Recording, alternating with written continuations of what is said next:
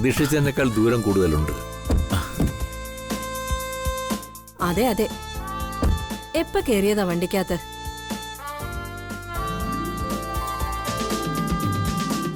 അതെ, അച്ഛനോടും അമ്മയോടും ഞാൻ ഇപ്പോഴേ ഒരു കാര്യം പറയാം. സംസാരിക്കുമ്പോൾ സൂക്ഷിച്ചു വേണം ഓരോന്നും പറയാൻ. ഇവിടെ എന്തെങ്കിലും കിട്ടാൻ വേണ്ടി കാത്തിരിക്കുന്നവരുണ്ട്. എന്തെങ്കിലും മണ്ടത്തരം പറഞ്ഞാൽ അപ്പൊ ഈ വിവാഹാലോചന മുടങ്ങും. അതൊക്കെ ഞങ്ങൾക്കറിയാം. നീ ഇനിയൊന്നും പഠിപ്പിക്കാൻ നിൽക്കണ്ട. ഞങ്ങള് കാരണം നിന്റെ ഈ വിവാഹത്തിന് ഒന്നും സംഭവിക്കില്ല. പോരെ? അത് മതി. വളരെ റിസ്ക് എടുത്താ ഞാൻ ഇത്രയും ഒപ്പിച്ചത്. അതുകൊണ്ടാ. നീ ധൈര്യമായിരിക്കും മോനെ, ഒരു തടസ്സം ഉണ്ടാവില്ല. നോക്കിയേ, എന്തൊരു വലിയ വീടായത്. നിങ്ങൾ വാ.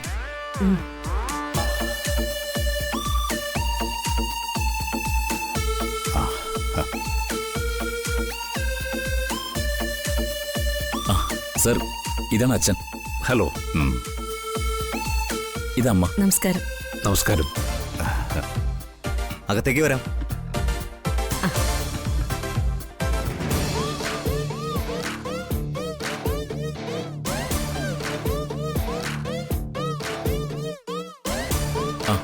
അമ്മേ, ഇതാണ് അവന്തിക മാഡം, നന്ദൻ സാറിന്റെ ഭാര്യ. നമസ്കാരം. നമസ്കാരം. വരൂ. വാ.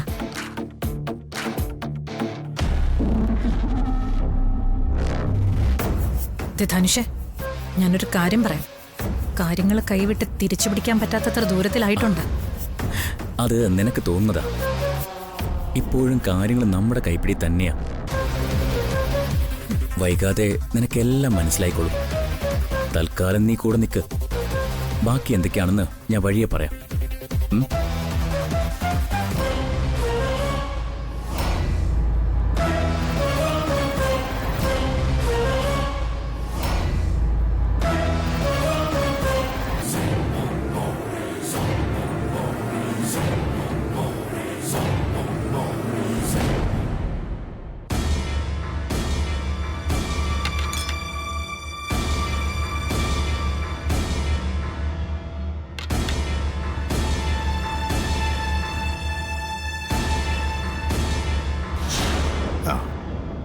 എടുക്കാം.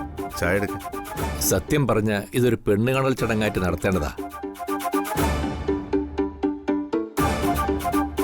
ഇവൻ പിന്നെ ഇവിടെ ആയതുകൊണ്ടും ഇവിടുത്തെ മോഡുമായി പരിചയമുള്ളതുകൊണ്ടും ഇങ്ങനൊരു ചടങ്ങായി മാറിയെന്നേ ഉള്ളൂ.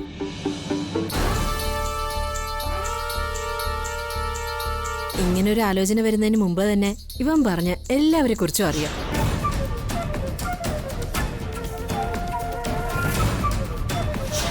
ജോലി കൊടുത്തതിനും ഇവിടെ താമസിപ്പിച്ചതിനും നിങ്ങളോട് എല്ലാവരോടും വന്ന് നന്ദി പറയണമെന്ന് കരുതിയതാ.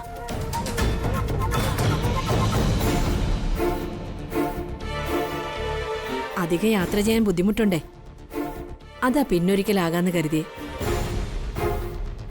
ധനുഷിന്റെ അച്ഛൻ ബാങ്കിലായിരുന്നു അല്ലേ? അതെ, ഞാനൊരു പ്രൈവറ്റ് ബാങ്കിലെ മാനേജരായിരുന്നു. അമ്മയോ? ഞാൻ ഹൗസ് വൈഫാ. ഇവനെ കൂടാതെ ഞങ്ങൾക്കൊരു മകള് കൂടിയുണ്ട്. അവളങ്ങ് ഭർത്താവിന്റെ വീട്ടിലാ. ധനുഷ് പറഞ്ഞിരുന്നു.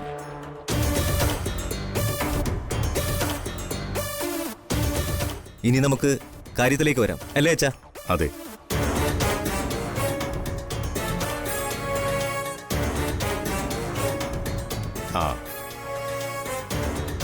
ഇതെന്റെ മോൻ സന്ദീപ്.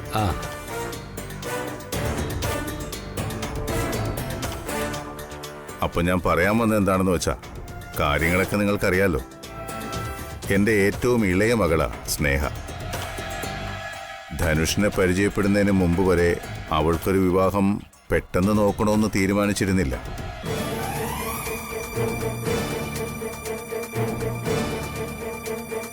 പിന്നീട് നന്ദൻ പറഞ്ഞപ്പോഴാ ഞാനും അതിനെക്കുറിച്ച് കൂടുതൽ ആലോചിച്ചത്. ചോദിച്ചപ്പോ ധനുഷ് എതിർപ്പൊന്നും പറഞ്ഞില്ല. എന്റെ മോൾക്കും സമ്മതക്കുറവൊന്നുമില്ല. അതാ നിങ്ങളോട് ഇവിടം വരെ വന്ന് അതേക്കുറിച്ച് നേരിട്ട് സംസാരിക്കാമെന്ന് പറഞ്ഞത്. അതേതായാലും നന്നായി. ഇവന് മനസ്സിനെ പിടിച്ച പെണ്ണിനെ ഞങ്ങൾക്കൊന്ന് കാണാൻ പറ്റുമല്ലോ. ഇവിടുത്തെ മകളുടെ ഫോട്ടോ കണ്ടപ്പോൾ മുതൽ ഇവൾക്ക് ഇത് തന്നെ സംസാരം. ഇവിടെ വരണമെന്നും സ്നേഹമോളെ ഒന്ന് കാണണമെന്നും. അതിന് കാരണമുണ്ടേ. എത്ര ആലോചന വന്നെന്നറിയോ ഇവന്. ഇപ്പൊ വേണ്ട പിന്നെ മതി എന്നൊക്കെ പറഞ്ഞ് ഇവൻ തന്നെ ഒഴിഞ്ഞുമാറി നടക്കുമായിരുന്നു. ഇപ്പൊ ഇവനായിട്ട് തന്നെ ഇങ്ങോട്ട് പറഞ്ഞപ്പോ അതിന്റെ ഒരു സന്തോഷം.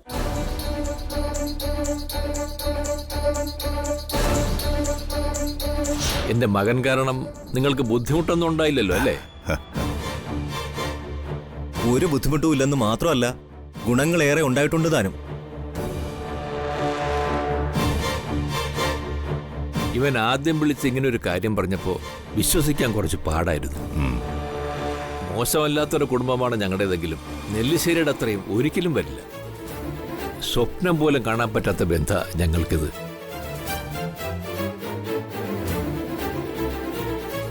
തറവാട്ട് മഹിമയിലും സമ്പാദ്യത്തിലും ഒന്നും ഒരു കാര്യമില്ല. എന്റെ മോളെ സ്നേഹിക്കാനും നോക്കാനും പറ്റുന്ന ഒരാൾ, അത് തന്നെയാ യോഗ്യത. ആ യോഗ്യത നിങ്ങളുടെ മകനിലുണ്ടെന്ന് ഞങ്ങൾ എല്ലാവരും ഉറച്ചു വിശ്വസിക്കുന്നുണ്ട്.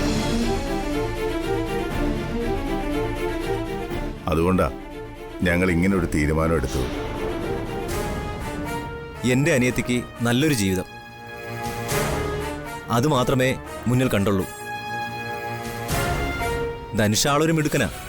അത് ഞങ്ങൾക്ക് മനസ്സിലായതുകൊണ്ട് തന്നെയാ ഇതൊരു വിവാഹത്തിലേക്ക് എത്തിക്കാം എന്ന് ഞങ്ങൾ തീരുമാനിച്ചത്. ഞാനൊരു കാര്യം പറഞ്ഞാ ആർക്കും ഒരു ബുദ്ധിമുട്ടുണ്ടാവരുത്. എനിക്ക് സ്നേഹമോളെ കാണാൻ കൊതിയായിട്ട് വയ്യ. മോളെ ഒന്ന് വിളിക്കാമോ? പിന്നെന്താ അനക്കേ, നീ ചെന്ന് സ്നേഹോട് ഇങ്ങ് വരാൻ പറ. അർച്ചന മോളെ, മോളും കൂടി ചെന്ന് അവളെ ഇങ്ങോട്ട് കൂട്ടിക്കൊണ്ടുവാ.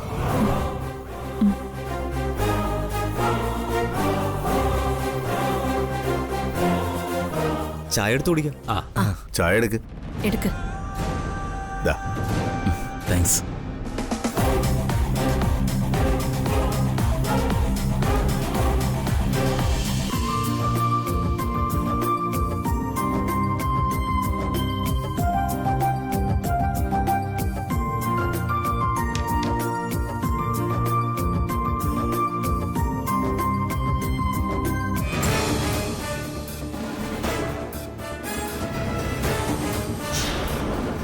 ഈ ഡ്രസ്സ് എങ്ങനെയുണ്ട് ഏട്ടത്തി? ധനുഷിന്റെ അച്ഛനും അമ്മയ്ക്കും ഒക്കെ ഒറ്റ നോട്ടത്തിൽ ഈ മരുമകളെ ഇഷ്ടപ്പെടുമോ? എന്തെങ്കിലും കുറവുണ്ടെങ്കിൽ പറയണം.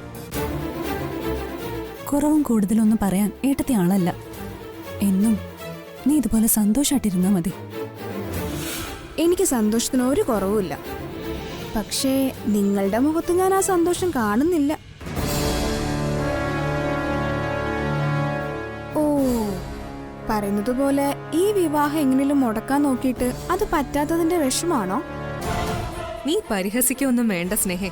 ഒരു വിവാഹം മുടക്കുന്നതും അത്ര വലിയ പാടുള്ള ജോലിയൊന്നും അല്ല. നടക്കാനുള്ളതാണെങ്കിൽ അത് ആര് വിചാരിച്ചാലും നടക്കും. ഇനി നടക്കാൻ പാടില്ലാത്തതാണെങ്കിൽ ആരും ഒന്നും ചെയ്തില്ലെങ്കിലും അത് മുടങ്ങിക്കോളും. എന്നാ ഇനി നിങ്ങൾ അതിന് മെനക്കെടണ്ട. എന്റെയും ധനുഷിന്റെയും വിവാഹം ഈശ്വരനാൽ തീരുമാനിച്ചു കഴിഞ്ഞതാ. ഞങ്ങൾ പരസ്പരം അത്രയ്ക്ക് സ്നേഹിക്കുന്നുണ്ട്. ഞങ്ങൾ പിരിക്കാൻ ആർക്കും പറ്റില്ല, ആർക്കും. നീ ഒരുങ്ങിക്കഴിഞ്ഞെങ്കിൽ താഴേക്ക് ചെല്ല്. നിന്നെ കാണാനുള്ളവരൊക്കെ താഴെ വന്നിട്ടുണ്ട്. എനിക്കിപ്പോഴും മനസ്സിലാവാത്തത് എന്റെയും ധനുഷിന്റെയും വിവാഹം ഏകദേശം ധാരണയായ കാര്യമാണ്. ഇപ്പോഴും ഇവിടെ പലരുടെയും മുഖത്ത് ആ തെളിച്ചില്ല. മറ്റുള്ളവരുടെ കാര്യം നീ അന്വേഷിക്കണ്ട. പിന്നെ നീ ഇങ്ങനെ മതിമറന്ന് സന്തോഷിക്കാനൊക്കെ വരട്ടെ. വിവാഹം നടന്നില്ലല്ലോ, അത് നടക്കട്ടെ ആദ്യം. നീ പറഞ്ഞതിന്റെ അർത്ഥമൊക്കെ എനിക്ക് മനസ്സിലായി. എണ്ണം വെച്ച് നോക്കുമ്പോ ഈ വീട്ടിൽ ഏറ്റവും കൂടുതൽ വിവാഹം മുടങ്ങിയതിനുള്ള ബഹുമതി നിനക്കാണല്ലോ. ഞാൻ എന്തായാലും ആ റെക്കോർഡ് തകർക്കാനുമില്ല, നിന്നോട് മത്സരിക്കാനുമില്ല. നീ അത് കളിയാക്കി പറഞ്ഞതാണെങ്കിലും ഒരാളെ സ്നേഹിച്ച് അയാളുടെ താലിയും സ്വപ്നം കണ്ട് മണ്ഡപം വരെ എത്തിയിട്ട് അത് മുടങ്ങുമ്പോഴുള്ള സങ്കടം എനിക്ക് നന്നായിട്ടറിയാം. അത് നീ കരുതുന്നതിനേക്കാളൊക്കെ മുകളിലാ. ആ അവസ്ഥ നിനക്കൊരിക്കലും വരരുതെന്ന ആഗ്രഹം ഉള്ളതുകൊണ്ടാ നിന്നോട് ഓരോന്നൊക്കെ പറയുന്നത്. അതോർത്ത് അനഘ വിഷമിക്കണ്ട. അങ്ങനൊരവസ്ഥ എനിക്ക് എന്തായാലും ഉണ്ടാവാൻ പോകുന്നില്ല. മാത്രമല്ല, എന്നെയും നിന്നെയും ഒരു തരത്തിൽ നീ താരതമ്യപ്പെടുത്തണ്ട. കാരണം നീ ആഗ്രഹിച്ചതും താലി മോഹിച്ചതുമെല്ലാം നിന്നെ വേണ്ടാത്ത ഒരാളുടെയാ.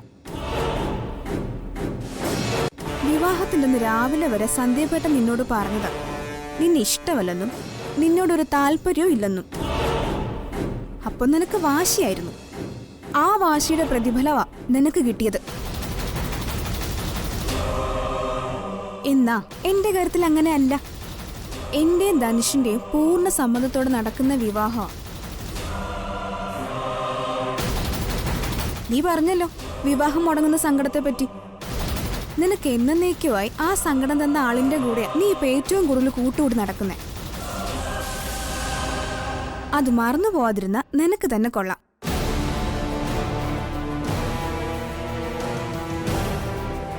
ഏട്ടത്തിയോട് ഞാനൊരു കാര്യം പറയാം. ഈ വിവാഹം ഏത് മുഖേനയും മുടക്കാൻ വേണ്ടി മാത്രം ഇപ്പൊ കൂടെ കൂട്ടിയിട്ടുള്ള ഈ കൂട്ടുണ്ടല്ലോ, അതൊരിക്കലും ഏട്ടത്തിക്ക് നല്ലതിനല്ല. കൂടെ നടന്ന് ഇവള് ചതിക്കും. മുമ്പ് പല അനുഭവങ്ങളിലൂടെ ഇവള് തന്നെ തെളിയിച്ചു തന്ന കാര്യമാണല്ലോ അത്. എല്ലാവർക്കും മാറാനുള്ളൊരു സമയമുണ്ട് സ്നേഹേ. എന്നെ ചതിക്കാൻ ഞാനായിട്ട് ആർക്കും അവസരം കൊടുക്കില്ല. നിന്റെ ഈ വിവാഹം മുടക്കാൻ എനിക്കൊരു കൂട്ടിന്റെ ആവശ്യമില്ല. അനഘ നന്നായപ്പോ നീ കൈവിട്ടുപോയി, അത്രേ ഞാൻ കരുതുന്നുള്ളൂ. ഒരാളെ സ്നേഹിക്കുകയും അയാളെ തന്നെ വിവാഹം കഴിക്കുന്നതുമാണോ ഞാൻ കൈവിട്ടു പോയതെന്ന് ഇപ്പൊ പറഞ്ഞത്? എങ്കിലത് എനിക്കെന്റെ ഇഷ്ടത്തെക്കാൾ വലുതല്ല മറ്റുള്ളവരുടെ താല്പര്യങ്ങള്. അതിനൊത്ത് വേഷം കെട്ടാനും ആടാനൊന്നും സ്നേഹം കിട്ടില്ല. എനിക്കിപ്പോഴും നല്ല ഉറപ്പുണ്ട് ഈ വിവാഹം മുടക്കാൻ നിങ്ങളൊക്കെ ശ്രമിക്കൂന്ന്. ധനുഷുള്ള വിവാഹവും അതിനുശേഷമുള്ള നല്ല ജീവിതവുമാണ് എന്റെ മനസ്സിലിപ്പോ ഉള്ളത്.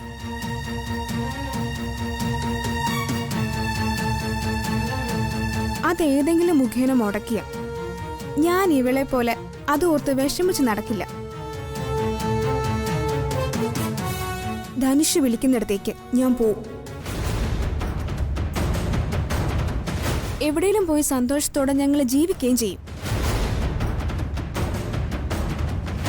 കൂടെ നിൽക്കുമെന്ന് കരുതിയവർ പിന്തിരിഞ്ഞു നിൽക്കുന്നതിന്റെ വാശിയും ദേഷ്യവും എനിക്ക് നന്നായിട്ടുണ്ട്. അതുകൊണ്ട് തന്നെ ഞാൻ ആരുടെയെങ്കിലും ഒപ്പം ജീവിക്കുന്നുണ്ടെങ്കിൽ അതെന്റെ ധനുഷിന്റെ ഒപ്പമായിരിക്കും. ഇത് ഞാൻ എൻ്റെ അഹങ്കാരം കൊണ്ട് തന്നെയാ പറയുന്നത്. ഇഷ്ടപ്പെട്ട ആളെ നേടണമെന്നുള്ള വാശിയിലുണ്ടായ എൻ്റെ അഹങ്കാരം കൊണ്ട്.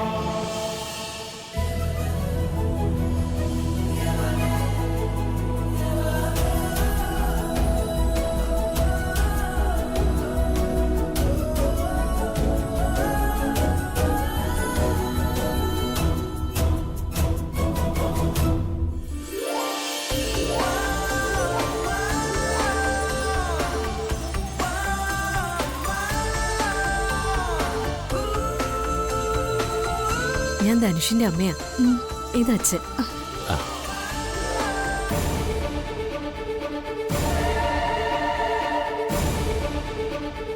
നല്ല സുന്ദരി മോള്.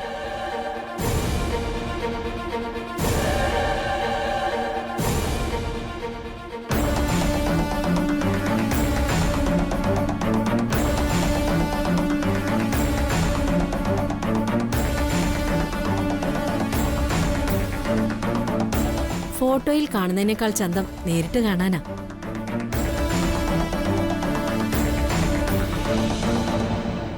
നിന്റെ സന്തോഷം കണ്ട നീ ഇപ്പൊ തന്നെ സ്നേഹമോളെ കൊണ്ടുപോകും പോലെയാണല്ലോ.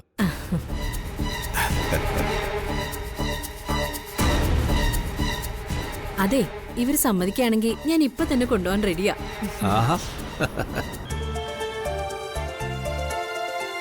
എങ്കിലധികം വൈകിക്കണ്ട. ബന്ധുക്കളെയും നാട്ടുകാരെയും ഒക്കെ വിളിച്ച് വേഗം അങ്ങ് ഏൽപ്പിച്ചേക്കാം, അല്ലേ അച്ഛാ?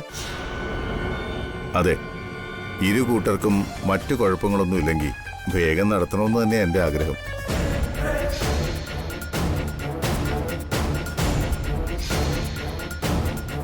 എല്ലാ ചടങ്ങുകളും അതുപോലെ തന്നെ നടത്തണമെന്നേ ഞങ്ങൾക്കുള്ളൂ. ഒരു ദിവസം നിങ്ങൾ എല്ലാവരും കൂടി ഞങ്ങളുടെ വീട്ടിലേക്കൊന്ന് വരണം. അതിനുശേഷം ഒരു ജ്യോത്സ്യനെ കണ്ട് വിവാഹ നിശ്ചയത്തിനുള്ള ദിവസം കുറിക്കണം. അധികം വൈകാത്തൊരു ഡേറ്റിൽ വിവാഹവും നടത്തണം.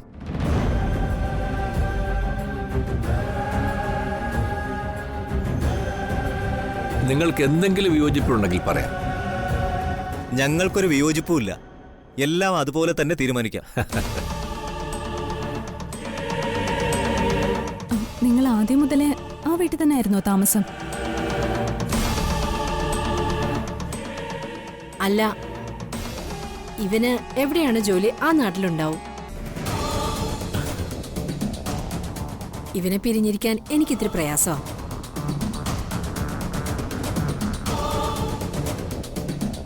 അപ്പൊ ഇപ്പോഴോ?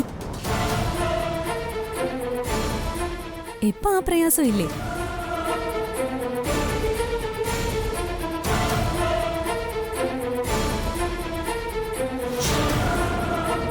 ഞങ്ങൾ ഈ നാട്ടില് എവിടെയെങ്കിലും വന്ന് താമസിക്കാന്ന് കരുതിയതാ. ഇവനാ സമ്മതിക്കാത്തത്.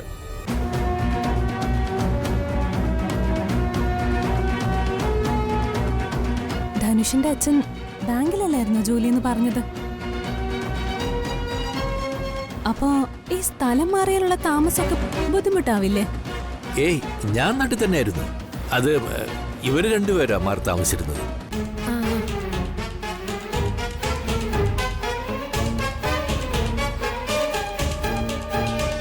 ഞാൻ നമ്മുടെ നാടും വീടും വിട്ട് എങ്ങോട്ടും പോയിട്ടില്ല.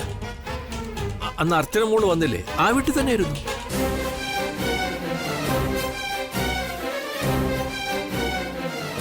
ആഹാ, അർച്ചന ധനുഷിന്റെ വീട്ടിലൊക്കെ പോയായിരുന്നോ? അതിവിടെ ആരും അറിഞ്ഞില്ലല്ലോ. ഞാൻ ധനുഷിന്റെ വീട്ടിലേക്കായിട്ട് പോയതല്ല. ഞാനും അനൂപേട്ടനും അതുവഴി ഒരു ആവശ്യത്തിനായിട്ട് പോയപ്പോ വെറുതെ ഒന്ന് കയറിയെന്നേ ഉള്ളൂ.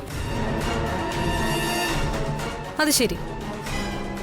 പിന്നെന്താ അതിവിടെ ആരോടും പറയാതിരുന്നേ? എന്നോട് പറഞ്ഞായിരുന്നു.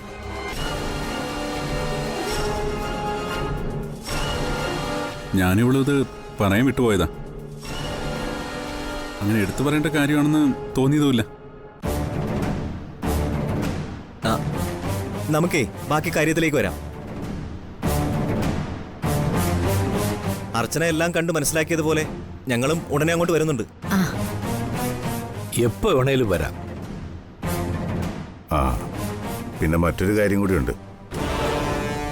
നിങ്ങൾ ഇതുവരെ അതിനെക്കുറിച്ച് ചോദിച്ചില്ലെങ്കിലും പറയാനുള്ള ഉത്തരവാദിത്വം ഞങ്ങൾക്കുണ്ടല്ലോ.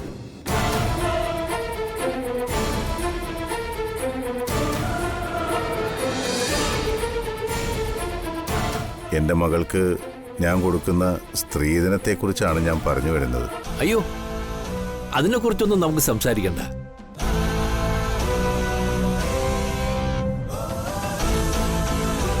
ഇവിടുത്തെ കൊച്ചിന് നിങ്ങൾ എന്തു കൊടുക്കുന്നുവോ അത് കൊടുത്താൽ മതി. ഓ, അതെ, ഇനിയൊന്നും തന്നില്ലെങ്കിലും സാരമില്ല. ദേ, ഇവളെ ഇങ്ങ് തന്നാ മാത്രം മതി.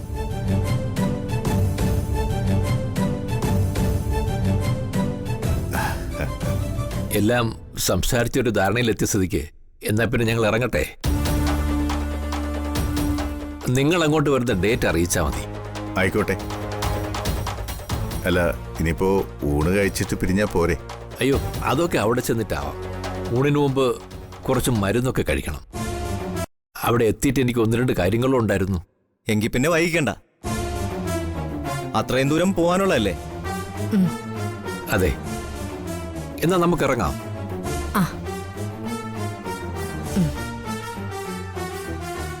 ഏയ്, നിനക്ക് വരണമെന്ന് താല്പര്യമില്ലാന്ന് തോന്നുന്നു. സത്യം, ഇവളെ കണ്ട് കൊതി തീർന്നിട്ടില്ല.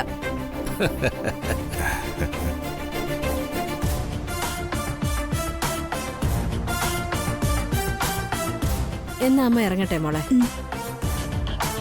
നീ എന്താ അമ്മയോടും അച്ഛനോടും ഒന്നും സംസാരിക്കാത്തത്? ദേ ഇങ്ങനെ ഇരിക്കുന്നൊന്നും കാര്യമാക്കണ്ട. ആള് വലിയ സംസാരമൊക്കെയാ. ആ